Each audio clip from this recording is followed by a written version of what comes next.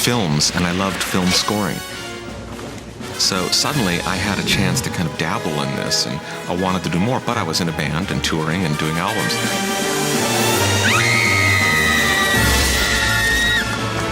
I used to go see his band before I was doing movies and clubs, and just always felt like his music was very filmic. So after Beetlejuice, I got a call from Tim saying, I'm doing this thing, you might be interested in it. And he sent me the Dark Knight comics. That was much more up my alley than what I had known of the original Batman comics as a kid.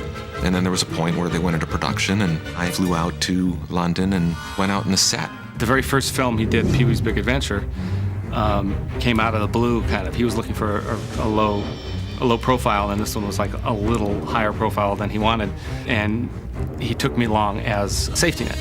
I really got my initial ideas from walking around at night on the set of Gotham.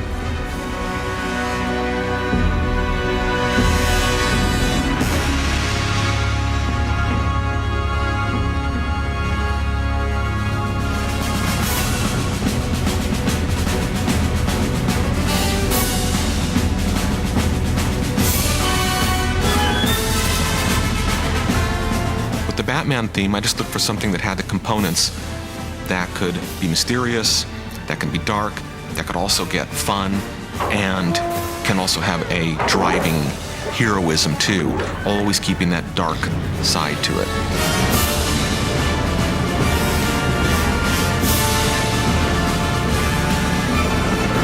He did come up with a good one. You know, that's hard to do, to come up with what the Batman character is, kind of dark but adventure and moving and operatic, all those things at once. I wasn't trying to come up with something that people would remember so much as something that fit the footage. You know, I always just think of what plays this footage, and I needed something heroic and simple. And in that simplicity, you have building blocks, and you can use different building blocks and expand on them.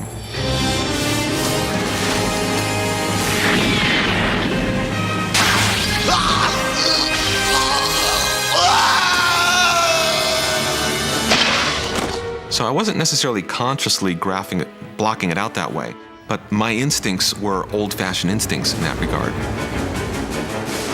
Especially any film of this genre, you're going to have different places to go with your heroes and with your villains. The pen is truly mightier than the sword.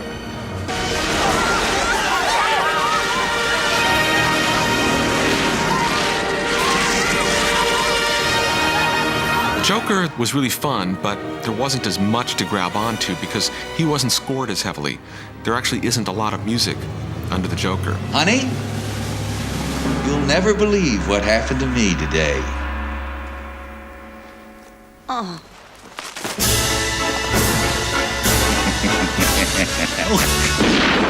This really fun waltz that I got to write for him during this crazy sequence, that was really fun.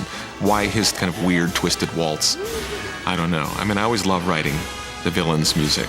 In that moment, you know, that kind of foolishness, now I've shot him, I think I'll shoot him again. I think I'll do it. You know, I mean, I'll always love that moment in that picture. What a day.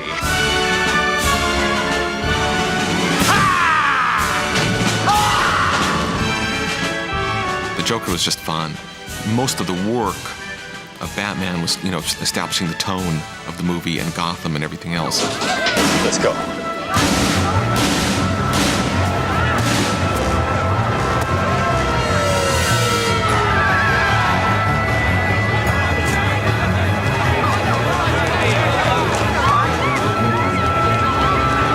Shields.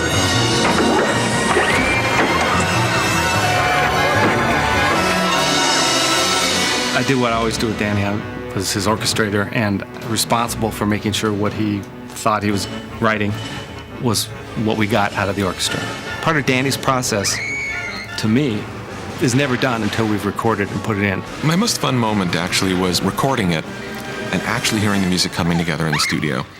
And then there was a point where John Peters started like picking up his cell phone, turning it on, holding it up to the speakers, and he'd be having people back home in LA say, check this out, listen to this.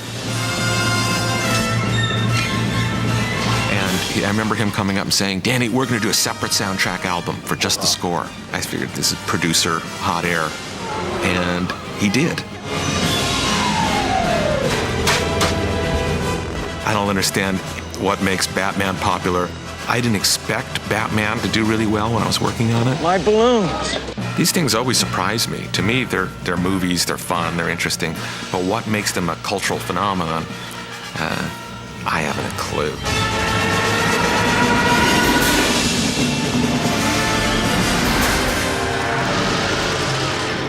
You know, always in that genre, you get to pack a lot of your best wallop into the last 12, 15 minutes of the movie.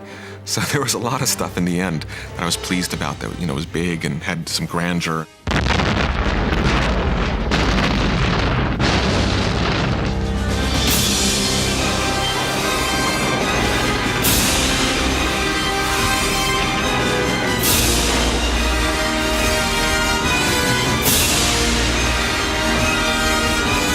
It was like a level of intensity that I never could have comprehended in my life.